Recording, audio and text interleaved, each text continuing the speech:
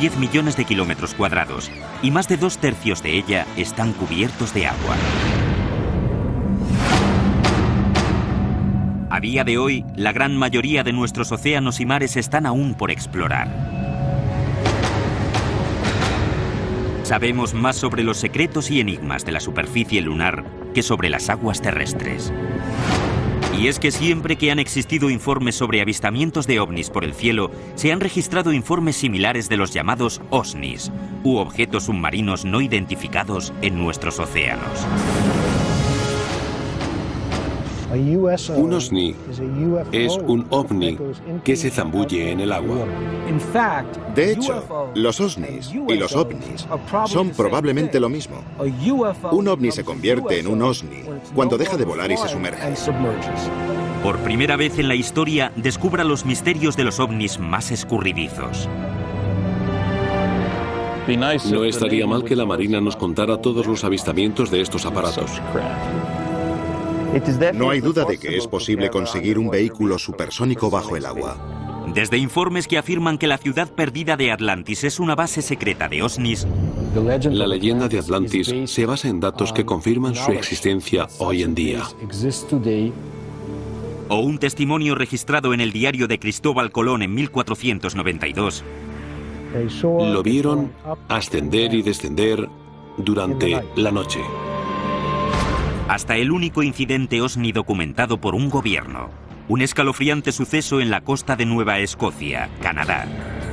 La noche del 4 de octubre de 1967, un ovni fue avistado flotando inmóvil sobre las aguas de Sag Harbor, inclinado unos 45 grados, hasta que desapareció rápidamente bajo las aguas con un estallido de luz y sonido. Según los especialistas, los ovnis submarinos siguen merodeando por las ignotas aguas terrestres. ¿Han venido de visita a nuestro planeta o ya estaban aquí?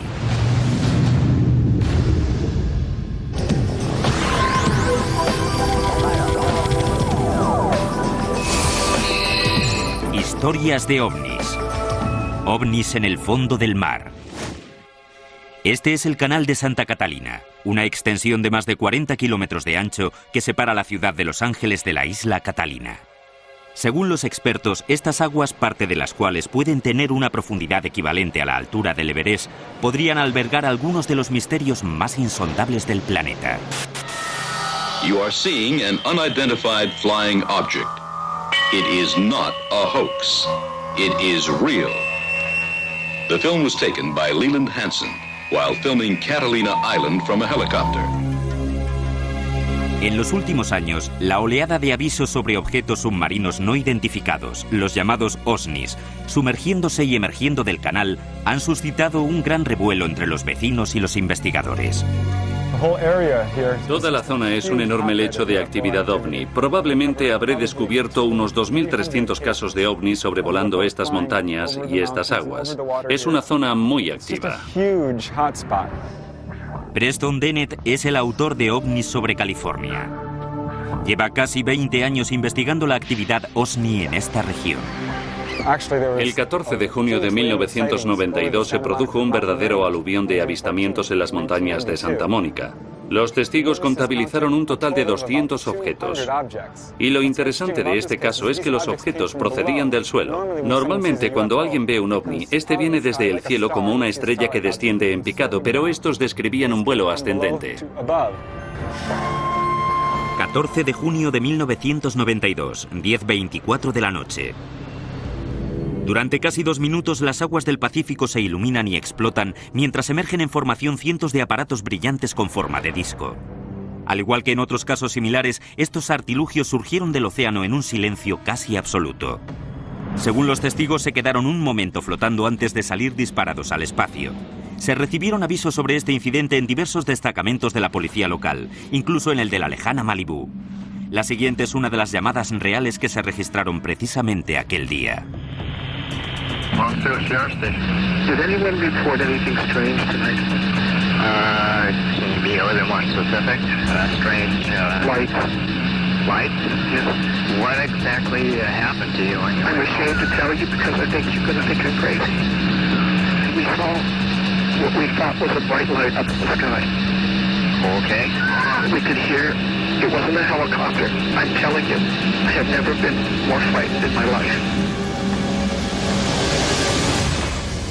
Según Dennett, el incidente también se notificó al servicio de guardacostas de Long Beach, que finalmente no inició las labores de búsqueda.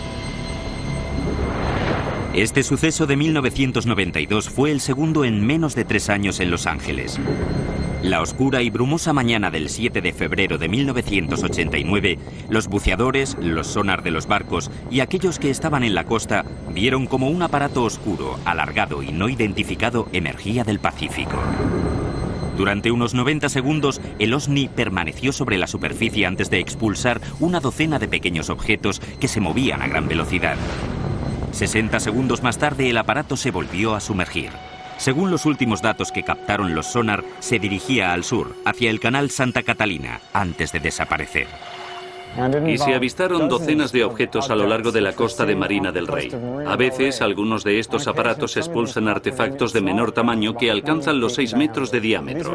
Y a estos se les vio moviéndose por debajo de la superficie del océano. Emergían y volvían a sumergirse. Al igual que el caso Roswell de 1947 suscitó la curiosidad del mundo entero sobre los platillos volantes, en la actualidad estos sucesos cercanos a Los Ángeles han desatado una oleada de investigaciones sobre las habilidades y amenazas de los llamados OSNIs. Los océanos cubren el 70% del planeta y en ellos se esconde mucha historia y muchos misterios. Sería muy razonable que toda una sociedad de seres inteligentes y avanzados eligiera vivir bajo el agua, ya que nadie va ahí abajo. La idea de los ovnis submarinos es fascinante porque ellos saben mucho más sobre nuestro planeta, cosas que tú y yo desconocemos. Una de las peculiaridades del fenómeno de los OSNIs es su supuesta habilidad para multiplicarse y desmembrarse. Uno de estos asombrosos sucesos se conoce como el caso de Golfo Nuevo. El 8 de febrero de 1960, la Marina Argentina entró en alerta cuando registraron 2 objetos no identificados con aspecto de submarinos en sus aguas. Pensaron que se trataba de navíos estadounidenses, pero de pronto, según los informes, a través del sonar se vio cómo los objetos se desmembraban y salían del agua volando. Sonar contact, 173, 438 yards. Bridge contact, sonar contact, 173, 438 yards. En 1960, la Marina Argentina mencionó 2 submarinos gigantescos que inexplicablemente se transformaron en 6 objetos subacuáticos distintos. Los argentinos no fueron capaces de darles alcance ni de destruirlos. Los objetos desaparecieron sin más. El caso incluso atrajo la atención de los altos mandos de la Unión Soviética. Nikita Khrushchev, el por entonces líder de la Unión Soviética, estaba tan intrigado por toda la historia que envió a su agregado diplomático a Buenos Aires para averiguar qué había ocurrido. Mientras algunos expertos sostienen que estos presuntos casos podrían no ser más que submarinos militares disparando torpedos, otros afirman que, en 1960, los submarinos no eran capaces de disparar 6 o más objetos. Poco más tarde, en 1970, el libro sobre OSNIs del investigador Ivan T. Sanderson, Residentes Invisibles, fue el primero en analizar el fenómeno OSNI.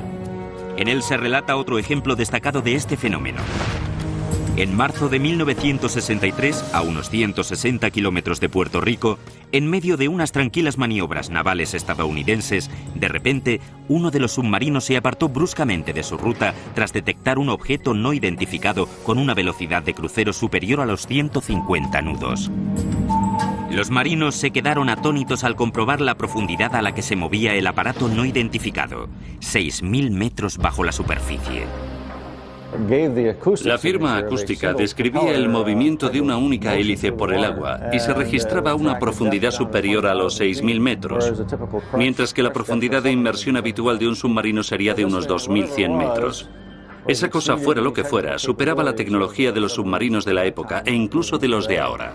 Durante casi 4 días, todos los portaaviones salieron en busca de la embarcación. Supuestamente, el objeto alcanzaba velocidades imposibles para luego detenerse y descansar, lo que permitía que la Marina pudiera seguirle el rastro. El suceso se notificó a la base de Sinclair Fleet en Norfolk, Virginia. No obstante, en ningún momento se ofreció una descripción oficial de lo que se vio en el sonar aquella tarde. Según los informes, la Marina perdió la pista del aparato la madrugada del cuarto día. El sonar nunca volvió a registrar su presencia. Nadie aventuró una teoría sobre cómo algo se podía mover tan rápido. Hay informes sobre ovnis entrando y saliendo del agua, pero no tenemos ningún dato técnico. Los platillos volantes están por el cielo, la gente los ve. Pero bajo el agua es la Marina la que los puede ver, y ellos no van a contarnos nada de lo que encuentren. Pero se siguieron dando casos en todo el mundo. El 11 de noviembre de 1972, la prensa internacional se hizo eco de uno de los más extraordinarios. La Marina noruega detectó un objeto parecido a un submarino en el fiordo de Sogne, en la costa oeste del país, y durante 2 semanas le siguió el rastro. Para su captura se movilizó una flota de buques de superficie y helicópteros especialmente equipados para la caza submarina. El 29 de noviembre se produjo el primer avistamiento del OSNI. Se le describió como un enorme objeto silencioso con forma de puro. Enseguida un buque de la Marina abrió fuego y alcanzó el artefacto. Uno de los barcos llegó a verlo en la superficie y disparó, pero se volvió a sumergir y entonces empezaron a lanzar cargas de profundidad. Aunque en todos los periódicos se dijo que era un submarino, lo cierto es que nadie fue capaz de identificarlo como tal. Tras seguir al objeto durante casi 2 semanas, la Marina urdió y puso en práctica un plan para bloquear el fiordo y atrapar al OSNI. Trataron de acordonar el fiordo para que nada pudiera entrar ni salir, pero al cabo de 14 o 15 días esa cosa desapareció. Así que se podría pensar que ese objeto que detectó la Marina no era en absoluto un submarino, sino un objeto submarino no identificado. A continuación, ¿es cierto que Cristóbal Colón y su tripulación vieron OSNIs saliendo del Atlántico el 11 de octubre de 1492? Uno de los primeros casos se remonta al día antes del descubrimiento de América, en 1492, antes de que América fuera América, y ocurrió en la Santa María.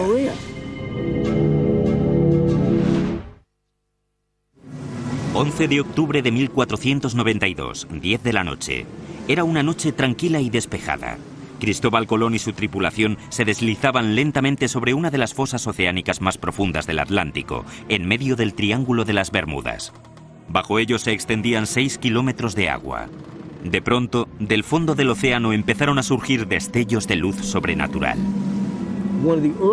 Uno de los primeros casos se remonta al día antes del descubrimiento de América, en 1492, antes de que América fuera América. Y ocurrió en la Santa María. Uno de los marineros, Gutiérrez, estaba en la Santa María con Cristóbal Colón y divisó un objeto saliendo de las aguas. Un objeto con forma de disco. De repente, un enorme destello de luz de un brillo distinto a todo lo que por entonces se conocía empezó a manar del agua hacia el cielo, sobresaltando a Colón y a los 120 hombres a bordo de las 3 carabelas españolas. En menos de 5 horas, esos mismos hombres descubrirían el Nuevo Mundo. Cristóbal Colón llevaba un cuaderno de bitácora y en él se describe lo que se puede interpretar como un suceso ovni. Según la descripción dada en el cuaderno, vieron el parpadeo de una vela de cera ascendiendo y descendiendo en mitad de la noche. No podía tratarse de una hoguera en tierra porque estaba por encima del horizonte. Este posible caso OSNI es algo más que mito y leyenda. Por primera vez, los textos originales del cuaderno de bitácora de Colón se han puesto a disposición de las cámaras de televisión gracias a los archivistas de la Universidad de Fordham, custodios de un curioso ejemplar escrito a mano del diario. El avistamiento del 11 de octubre de 1492 no fue un incidente aislado. A lo largo de los 2 meses de viaje, el cuaderno de Colón muestra un patrón continuado de sucesos peculiares reseñados de forma críptica, entre los que se apuntan inexplicables avistamientos y extraños episodios en el cielo. La siguiente es una entrada del 10 de septiembre de 1492, a mitad de la travesía. Aquí dijeron los de la carabela niña que habían visto un garjao y un rabo de junco. Y estas aves nunca se apartan de su tierra cuando más 25 leguas. 11 de septiembre de 1492. Vieron un gran trozo de mástil de nao, de 120 toneladas, y no lo pudieron tomar. Las entradas del 17 y del 20 de septiembre indican que las estrellas u otras luces no identificadas en el cielo parecían moverse. La causa fue porque la estrella parecía hacer movimiento y no las agujas. Y la conocida anotación del 11 de octubre. Puesto que el almirante a las 10 de la noche, estando en el castillo de popa, vio lumbre y llamó a Pedro Gutiérrez y dijo que parecía lumbre, que mirase él, y así hizo y la vio. Después de que el almirante le dijo, se vio una vez o dos, y era como una candelilla de cera que se alzaba y levantaba. Es posible que estos extraños sucesos, registrados durante la travesía marítima más legendaria de la historia, se debieran al seguimiento de las carabelas españolas por parte de embarcaciones de otro mundo. Hay quien opina, no obstante, que cualquier interpretación o racionalización que se extraiga de los cuadernos de Colón no responderá a toda la verdad. Si Cristóbal Colón hubiera visto algo extraño salir del agua, volar alrededor de su barco y luego despegar, se le hubiera contado a alguien, le hubieran tachado de loco y le hubieran metido en el calabozo enseguida, porque aquello era imposible. Uno de los primeros informes sobre ovnis data del año 329 a.C. Tras presenciar lo que describió como escudos refulgentes emergiendo del río Yajartes en la India, Alejandro Magno quedó tan convencido de que eran navíos de otro mundo que dedicó sus 6 últimos años de vida a la búsqueda de estos objetos. Para ello se sirvió de una campana de inmersión, supuestamente el primer submarino del mundo. Sin embargo, existe la creencia de que las aventuras subacuáticas de Alejandro tenían un objetivo más ambicioso: encontrar y conquistar el único reino que se le había resistido, Atlantis. Atlantis entró en la historia de la literatura con los diálogos filosóficos de Platón, el Timeo y el Critias. Los dioses, molestos con la actitud de los atlánticos, deciden destruir la Atlántida y en un día y una noche destruyen con un cataclismo la Atlántida que perece hundida. A día de hoy, los investigadores siguen dándole vueltas a la idea de Atlantis como un centro de actividad OSNI. Sin duda, la leyenda de Atlantis se basa en conocimientos, probablemente perdidos hoy en día, sobre una civilización submarina secreta. La supuesta ubicación de Atlantis en el Mediterráneo hubiera proporcionado una posición perfecta para observar las civilizaciones humanas y sus rutas de navegación desde y hacia Asia Menor, Roma y Atenas. El Mediterráneo fue la cuna de las antiguas civilizaciones. Los comerciantes fenicios surcaban continuamente sus aguas para unir el Oriente Medio y Grecia. Si hubiera existido una cultura formada por extraterrestres o por los habitantes originales de este planeta que quisiera inculcarle sus mitos a la humanidad, el Mediterráneo era el lugar idóneo para instalar su base submarina. No sé si Platón estaba pensando en los ovnis cuando escribió sobre Atlantis, pero supongo que habría gente que creería que Atlantis era real, que estaba en algún lugar del Atlántico y que estaba a miles de metros de profundidad. Sin embargo, los antiguos griegos no fueron los primeros que dejaron constancia de historias de objetos no identificados en los océanos. Los expertos creen que los egipcios podrían haber anotado los avistamientos en sus jeroglíficos. En Egipto, en un templo de la ciudad de Abidos, alguien hizo una inscripción, una representación de un submarino, y hay otra representación de un objeto que se asemeja a un helicóptero. ¿Quién los hizo? ¿Cómo podían saber esas cosas los antiguos egipcios? No tenemos ni idea. Uno de los primeros casos en Europa se refiere a una serie de supuestos avistamientos en el siglo XI en Inglaterra. Uno de los casos más antiguos que he localizado se remonta al año 1067. Se trata de un grupo de aldeanos que vislumbraron algo ardiendo en el cielo, que se precipitó al suelo e incendió los campos para finalmente remontar el vuelo y sumergirse en el mar. Carl Feind lleva casi una década investigando el fenómeno OSNI. Su sitio web, water-ufo.net, cuenta con un archivo de más de 900 informes antiguos y actuales sobre OSNIs. Según Feind, uno de los primeros incidentes del siglo XX lo registró el diario Philadelphia Inquirer. el 1 de agosto de 1904. Un carguero británico, el Mohican, que iba camino de Filadelfia, parecía, en palabras del diario, arropado por un extraño vapor metálico que relumbraba como el fósforo. Hace poco descubrí que en ese caso se dieron más detalles escabrosos de los que se publicaron en su momento. El capitán y la tripulación confirmaron que un objeto se les acercó desde el océano como una nube que brillaba. No era un meteoro descendiendo, sino que se deslizaba por el mar. Cuando se aproximó al barco, el capitán intentó distraer la atención de sus hombres, asignándoles distintas tareas para sobrellevar el miedo. No pudieron dar un paso mientras la nube rodeaba la embarcación. Las posteriores informaciones describían cómo durante el suceso la brújula giraba con la velocidad de un motor eléctrico y los marineros eran incapaces de levantar las piezas de acero de la cubierta magnetizada. La historia recogía la declaración del capitán en la que confirmaba que toda su tripulación podía dar fe del relato. Pero quizá el incidente más insólito referido a los ovnis, según los expertos, sea el caso canadiense de 1967. El incidente de Sag Harbor es el caso más importante de la historia de los ovnis. El artefacto se movió bajo el agua hasta otro punto y apareció un segundo ovni. A continuación visitaremos Sag Harbor, en Nueva Escocia, en el 38º aniversario de ese incidente capital para la ufología. El 4 de octubre de 1967. Ahí fue donde estaban las luces, justo detrás de mí.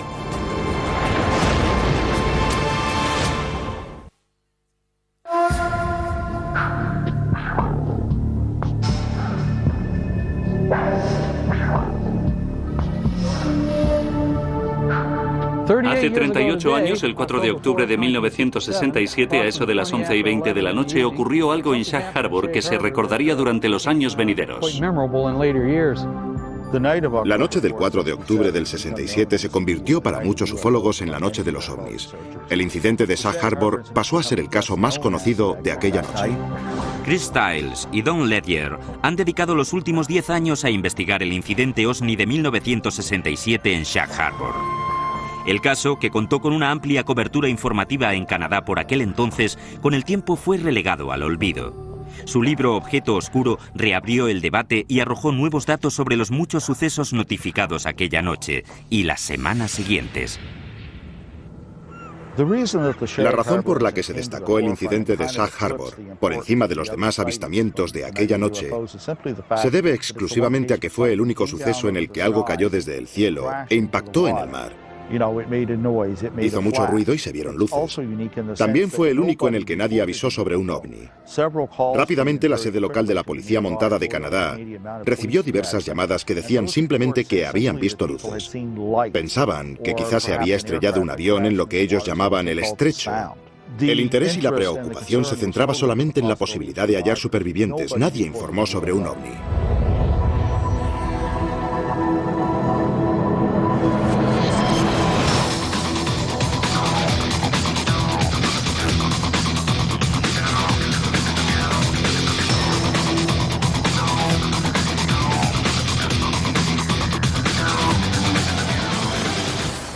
No me extraña que viera algo en el cielo porque por toda Nueva Escocia en la noche del incidente de Sag Harbor se dieron muchísimos avisos de ovnis. Enseguida llegaremos a Sag Harbor y al sitio en el que se congregó la multitud para ver lo que fuera que pasó aquí hace 38 años. Cada año, Ledger y Stiles hacen un viaje a Sag Harbor para reunirse con Norm Smith, uno de los 3 testigos que aún siguen con vida. En esa isla, ahí es donde ocurrió todo. Justo ahí fue donde vimos las luces en el agua. Hola, ¿qué tal? Bien, como siempre. Los 3 nos quedamos en la hierba viendo las luces. Al cabo de un rato parecía que se estaba acercando a nosotros y luego fue descendiendo hacia el suelo. Creímos que era un accidente aéreo, así que nos fuimos para allá en el coche de mi padre y en el de mi tío y nos plantamos justo aquí, junto a los líquenes. Cuando llegamos debía de haber unas 10 o 12 personas. Estuvimos mirando las luces en el agua durante unos 2 o 3 minutos, hasta que desaparecieron. Lo que ocurrió después está confirmado. Antes de medianoche de aquel miércoles 4 de octubre, los agentes de la policía montada canadiense que asistieron al suceso desde la costa realizaron una búsqueda con sus barcos hasta las 3 de la mañana con la ayuda de muchos pescadores locales, entre los que se encontraba Norm Smith. El miércoles 6 de octubre a mediodía llegaron desde Halifax los buzos de la Marina canadiense y estuvieron todo el fin de semana rastreando la zona. Al final enviaron a 7 buzos de la unidad de submarinismo de Halifax hasta Sag Harbor. Las labores de búsqueda se prolongaron durante las horas de luz del sábado y el domingo. El lunes por la mañana, desde Ottawa, se dio por terminada la búsqueda. Lo clasificaron como objeto volante no identificado y dieron carpetazo al asunto. Según los informes del gobierno, el objeto viajaba de sur a norte por la costa de Nueva Escocia. En un momento dado, se detuvo y permaneció en el aire hasta que a eso de las 11:20 de la noche se sumergió en el agua describiendo un ángulo de 45 grados a unos 275 metros de la costa. Justo detrás de mí, donde vimos las luces, justamente en la isla de Bon Portage que queda a mi espalda. Cuando los agentes de la policía montada canadiense que habían respondido a la llamada llegaron a la costa por la antigua autopista 3, el ovni aún se movía sobre la superficie del agua. El objeto parecía además dejar un rastro muy denso de espuma amarilla. Las semanas siguientes al 4 de octubre, la historia cobra tintes más misteriosos. El asunto copa las portadas de todos los periódicos canadienses y tal como apuntan Ledger y Stiles en su libro, unos días antes de que el ejército canadiense clasificara el suceso como incidente ovni, un segundo artefacto se sumergió en las aguas de Nueva Escocia para reunirse con el primer objeto. Y esta cosa retomó su curso a una velocidad de unos 7.000 kilómetros por hora y atravesó Nueva Brunswick por la bahía de Fundy, a lo largo de la punta suroeste de Nueva Escocia, y se sumergió por aquí. Las autoridades sabían que el objeto ya no estaba allí, que se había desplazado bajo el agua para descansar en el lecho marino. Se quedó allí casi una semana y después puso rumbo al Golfo de Maine gracias a un segundo aparato que le ayudó con las reparaciones. Y los dos juntos emergieron y salieron volando sobre el Golfo de Maine. Lo interesante es que hay un segundo informe de un avistamiento en Sag Harbor que describe 2 juegos de luces, una naranja y una amarilla saliendo del agua y alejándose. Este hecho sigue suscitando polémica y multiplicando las pesquisas en torno a los sucesos del 4 de octubre de 1967. Hay una gran cantidad de documentos originales que sostienen la teoría del accidente de un ovni en Sag Harbor. Y en uno de los párrafos se indica que se llevó a cabo una investigación preliminar. Se ha revelado que este objeto no tuvo nada que ver con una bengala, una boya, un avión, ni con ningún otro objeto conocido. Por aquel entonces, hace 30 y pico de años, yo no sabía si era un ovni o qué era. Pero que nadie me diga que no pasó nada porque sí que pasó. A continuación, por primera vez en televisión, los vídeos que prueban lo que puede ser un ovni emergiendo de las aguas de la laguna Cartagena en Puerto Rico. Ve el objeto entrar y salir de las aguas de la laguna Cartagena. Y después, un científico de la Universidad de California nos revela que las velocidades supersónicas de los ovnis no solo son científicamente posibles, sino probables.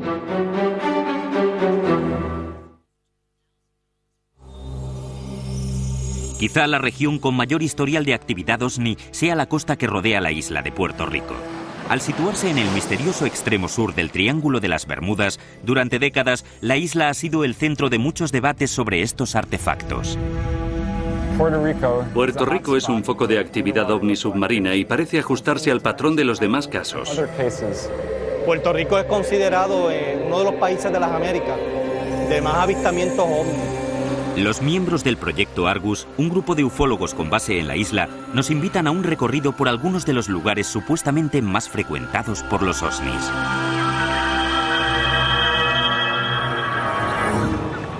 La laguna Cartagena es un lago aislado cerca del extremo suroriental de la isla que se ha venido asociando a gran parte de la supuesta actividad ovni del país. Donde también, tanto en la laguna Cartagena como donde yo me reúno, también se explica que hay mucho secretismo de ovnis. El área de la laguna Cartagena ha sido, desde la década de los 30, se han reportado cientos de casos. 8 de octubre de 2002, las 9 de la noche aproximadamente. Carlos Torres, agente de la policía puertorriqueña y miembro del proyecto Argus, divisa un ovni rojo y brillante emergiendo de las aguas de la laguna Cartagena a una velocidad increíble. A continuación se detiene y permanece inmóvil sobre el agua. He sido testigo de objetos que se han suspendido encima de la laguna Cartagena. Estuvieron involucrados militares, fueron testigos también. Y este objeto, pues, vuelve nuevamente, viene del área de Monte del Estado, Maricao, y se suspende exactamente encima de la laguna Cartagena. Tras flotar durante varios minutos sobre la zona, se vio cómo el objeto volvía a sumergirse en el lago. Otro miembro de Argus, Luis Epi Quiñones, cree que él también grabó el mismo objeto en 2004. Sí, lo más importante, pues, yo tomé un video el 20 de noviembre de 2004 en el área, en las inmediaciones de Laguna Cartagena, que demuestra, pues, que allí... Estas imágenes, en primicia para la televisión, podrían demostrar la existencia de un ovni en este enigmático lago. El aparato brillante que se vio salir del agua estuvo flotando durante casi un minuto antes de alejarse volando. Ya que en un momento, en la década de los 90, se trató de desmentir lo que estaba ocurriendo en el sitio, a pesar de que hubieron cientos de testigos y testimonios que decían haber visto luces entrar y salir de Laguna Cartagena. Básicamente avistamiento se ha visto en todas partes de Puerto Rico, pero los lugares más mencionados está Laguna Cartagena, está la carretera 303. La región de Lajas, que atraviesa la carretera 303, ha sido otra fuente de informes sobre ovnis y osnis. Entre ellos el de un posible choque en Monte Indio en 1997 que dejó chamuscada la zona del impacto y muchas preguntas sin respuesta. El 5 de mayo de 1997, aquí se estrelló un platillo y quemó muchas tierras en lo alto de la montaña. Aquella noche vinieron los federales y abrieron algo. No se sabe qué. ¿Un ovni? Tras el accidente de 1997, las autoridades locales empezaron a tomarse más en serio los avisos sobre ovnis y osnis. Como resultado directo, el alcalde de Lajas hace poco rebautizó la autopista que atraviesa el centro de Puerto Rico como la Ruta Extraterrestre 303. Pero por ahora, otros asuntos extraterrestres en la isla reclaman la atención inmediata de los expertos. Desde las laderas que rodean Lajas, el gobierno suele lanzar un misterioso globo aerostático amarrado que transporta un radar que alcanza casi los 5 kilómetros de altitud. Aparentemente su misión es controlar el tráfico y el tiempo, pero los ufólogos creen que eso es solo una tapadera para su verdadera función, observar y registrar cualquier actividad extraterrestre. Hay un documento de gobierno, la legislatura, donde se pidió una investigación secreta, no pública, secreta, sobre estos avistamientos de ovnis dentro de las aguas. Pero también dice el documento que no representan ningún peligro para la humanidad. El volumen de informes sobre ovnis en torno a esta pequeña isla ha llevado a muchos a plantearse la posibilidad de que las profundidades que se abren bajo el extremo sur del Triángulo de las Bermudas, junto a la misma costa, ocultan algo más que ovnis.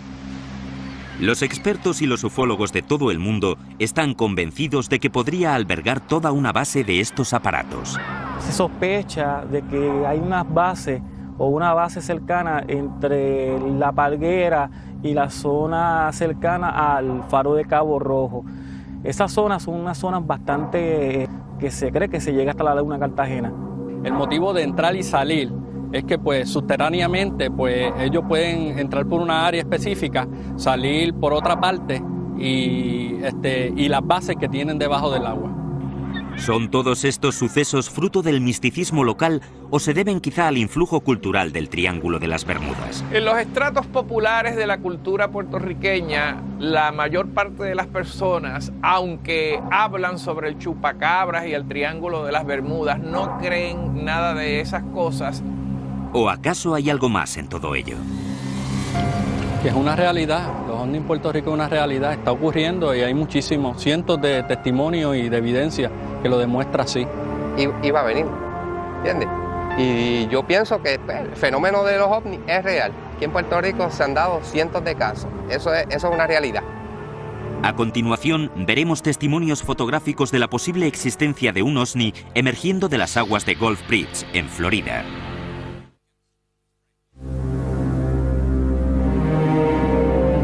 Se cree que los objetos submarinos no identificados son capaces de desplazarse por nuestros mares y océanos de maneras que desafían todos los principios de la física moderna. Los expertos están desconcertados ante la capacidad de estas naves para supuestamente viajar a profundidades extremas, atravesar el hielo sin dificultades y surcar las aguas a velocidades supersónicas.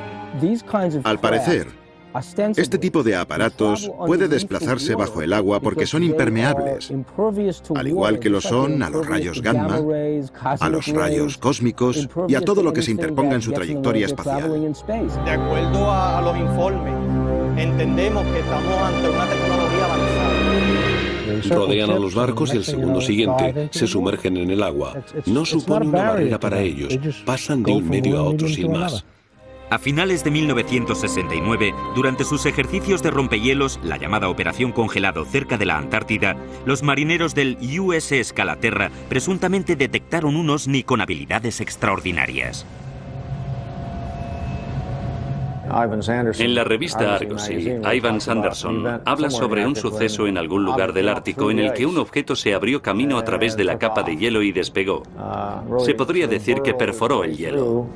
Se vio cómo un enorme objeto parecido a un submarino de al menos 30 metros de eslora salía violentamente del océano congelado, atravesando varios metros de hielo sólido a una velocidad increíble. Este caso, sin embargo, no es más que uno de los muchos incidentes sobre los que buques de todo el mundo suelen informar. Sé de un caso que ocurrió cerca de Leningrado el invierno de 1976. Un platillo atravesó el hielo, maniobró bajo el agua y volvió a abrirse paso por el hielo hacia arriba. Pueden fundir el hielo. Si se tratara de un meteorito, la física nos dice que haría añicos el hielo y lo esparciría por todas partes. Los OVNIs, sin embargo, dejan un agujero limpio. En los testimonios de estos casos también se mencionan los chorros de agua que dejan los OVNIs al emerger. Uno de ellos es el de Ed Walters, un vecino de Gulf Breeze, Florida, que sacó esta Polaroid nunca vista de lo que parece ser un OVNI flotando sobre un chorro de agua con forma de tornado el 7 de julio de 1988. Estaba mirando hacia Gulf Breeze, por el estrecho de Santa Rosa a una distancia de unos 2 kilómetros y se percató de que el agua bajo el objeto empezaba a remolinarse. Vio cómo giraba y de repente se levantó una columna de agua que iba hasta la parte inferior de la nave. Y eso es lo que se ve en la foto. Casos como este han llevado a algunos expertos a afirmar que los OVNIs podrían servirse del propio agua como fuente de combustible. Hay gente que cree que el agua es imprescindible para el proceso de fusión. Se han dado muchos casos en los que los ovnis flotan sobre embalses y pequeñas masas de agua, no solo sobre grandes masas. Sí que hay ciertas pruebas de que pueden usar el agua para su propulsión. Pueden utilizar el agua como combustible. En estos casos, en los que se han visto flotando sobre el agua y aparentemente absorbiéndola, la verdad es que da la impresión de que necesitaran repostar para continuar. Muchas teorías de la ciencia moderna proponen maneras en que los OVNIs podrían ser capaces de propulsarse por el agua con gran eficacia. Los científicos barajan desde enormes sistemas de propulsión como los de los jets hasta burbujas antifricción que envolverían a los objetos. Los motores no serían motores como nosotros nos los imaginamos. Serían generadores de fuerza magnética que crearían un campo alrededor del aparato que repelería el magnetismo natural de la Tierra, permitiéndoles de este modo acelerar, frenar, elevarse, descender y maniobrar por el agua. Ejercerían fuerzas en el fluido que les rodea, el agua marina. Al ser un gran conductor de la electricidad, se puede controlar el arrastre, el flujo, la velocidad y el impulso. Así se evitarían todos los problemas de los desplazamientos submarinos a gran velocidad. Un sistema aerodinámico de este tipo funcionaría de manera parecida al submarino electromagnético que ya se probó con éxito. Lo cierto es que este submarino electromagnético se construyó y se probó en la Universidad de California, en Santa Bárbara, a mediados de los 60. Se basaba en las cualidades naturales del agua marina como conductor de la electricidad. The first successful test of an electromagnetic propulsion system was conducted on Earth in 1966, when this electromagnetic submarine was first demonstrated. This electromagnetic submarine moves through the water as a result of electromagnetic forces. It has absolutely no moving parts. El principio es que el agua marina es un fluido conductor de la electricidad.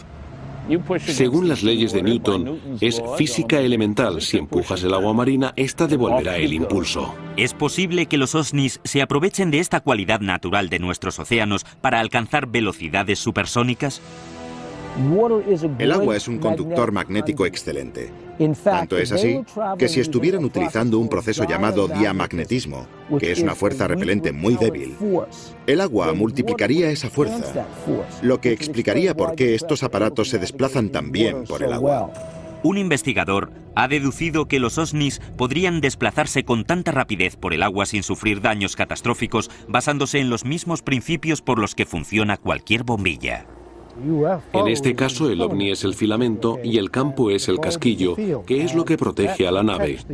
Evita que el agua penetre dentro de ella cuando avanza. Desplaza el agua, pero esta no llega a tocar a la nave. Eso se puede lograr creando lo que se denomina una burbuja supercavitacional alrededor del objeto. De ese modo, este viaja dentro de una burbuja de vapor de agua. Marco Princeback es profesor de Ingeniería Mecánica de la Universidad de California, en Riverside. Ha diseñado un experimento para demostrarnos los principios en los que se basaría el posible movimiento supersónico dentro del agua. Prácticamente lo único con lo que puedes jugar es la forma del vehículo. Y esta ha de ser totalmente diferente a la de los submarinos tradicionales. Para demostrar cómo la forma influye en las condiciones para viajar bajo el agua a velocidades supersónicas, Princeback y su equipo generan una corriente de agua y la identifican con colorantes verdes y láseres de gran potencia alrededor de los objetos sumergidos.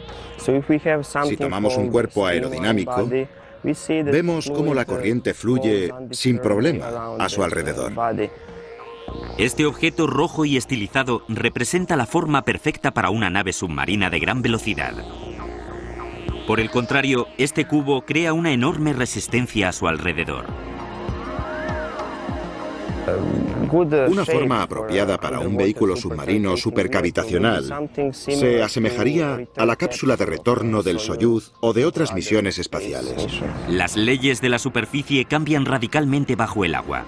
Para impulsar un vehículo oceánico a velocidades supersónicas se necesitaría una fuente de energía más potente que las que el hombre tiene hoy en día a su alcance.